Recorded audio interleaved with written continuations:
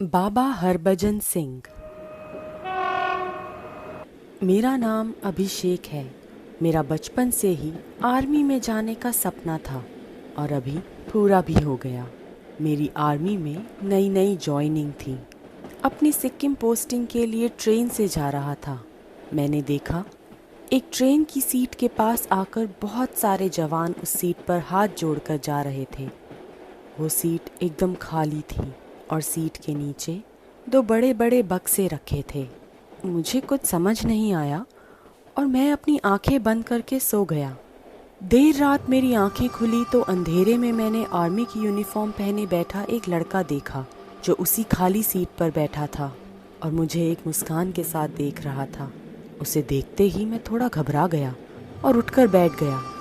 मैंने उस लड़के से पूछा, क्या ये सीट आपकी है? उस लड़के ने आंखों के इशारे से हाँ कहा। तब मैंने पूछा कि वो लड़का कौन है और लोग उसकी सीट पर आकर हाथ क्यों जोड़ रहे थे। इस बात पर उस लड़के ने कोई भी जवाब नहीं दिया। मैंने फिर पूछा, पर फिर वो लड़का एक मुस्कान लिए उसे देखता रहा। मैं उस लड़के को कुछ देर तक देखता रहा और फिर लेट गया। और कुछ ही सेकंड बाद जब वापस मैंने उस सीट पर नज़र घुमाई तो वहाँ कोई नहीं था। मुझे यह सब बहुत अजीब लग रहा था। सारी रात मैं उस लड़के के बारे में सोचते सोचते सो नहीं पाया और उसकी खाली सीट को देखता रहा। सुबह हुई। जब स्टेशन आया तो कुछ आर्मी अफसर उस लड़के की सीट के नीचे रखे दो बक्से लेने आए। मुझसे रहा नहीं गया।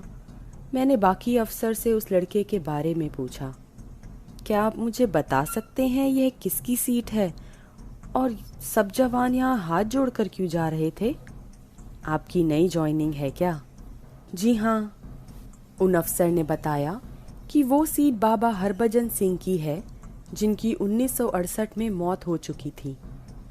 हरभजन सिंह ने 1966 में आर्मी ज्वाइन की थी और 2 साल बाद ही उनकी पानी में डूबकर मौत हो गई।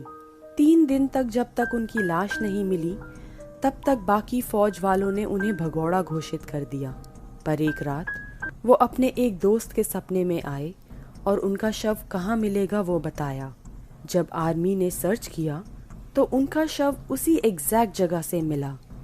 तब से लेकर आज तक हरभजन सिंह फौजियों के सपनों में आकर उन्हें दुश्मन के प्लान के बारे में पहले से ही बता देते हैं।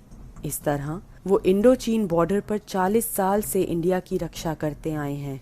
कहते हैं रात में पहरा कर रहे फौजियों की अगर आंख लग जाती है तो वो उन्हें चांटा मारकर सतर्क भी करते हैं। इतना ही नहीं, इंडियन आर्मी भी इस बात को मानती है कि उनकी आत्मा अभी भी बॉर्डर पर ड्यूटी कर रही है और उन्हें कैप्टन का दर्जा और बाबा की उपाधि भी दी गई है। उनके नाम का एक मंदिर भी बनाया गया है जहां उनका एक कमरा है। हर रोज उनका बिस्तर बिछता है और उनकी यूनिफॉर्म और जूते वहां रखे जाते हैं। हर बार जब उनके कमरे की सफाई होती है तब बिस्तर पर सिलवटें और उनके जूतों में कीचड़ पाई जाती है। और तो और उन्हें हर साल घर जाने के लिए 2 महीनों की छुट्टी भी दी जाती है और उनका सारा सामान उनके गांव भेजा जाता है। और उस समय सिक्किम के जवान हाई अलर्ट पर होते हैं। यह सब सुनकर मैं दंग रह गया और अपने बंकर पहुंचते ही सबसे पहले बाबा हरभजन सिंह के मंदिर गया, जहां मैं ट्रेन में हरभजन सिंह के साथ हुई अपनी मुलाकात के बारे में सोचने लगा। और सोचते सोचते मुझे गर्व महसूस हुआ कि मैंने उनकी छवि देखी।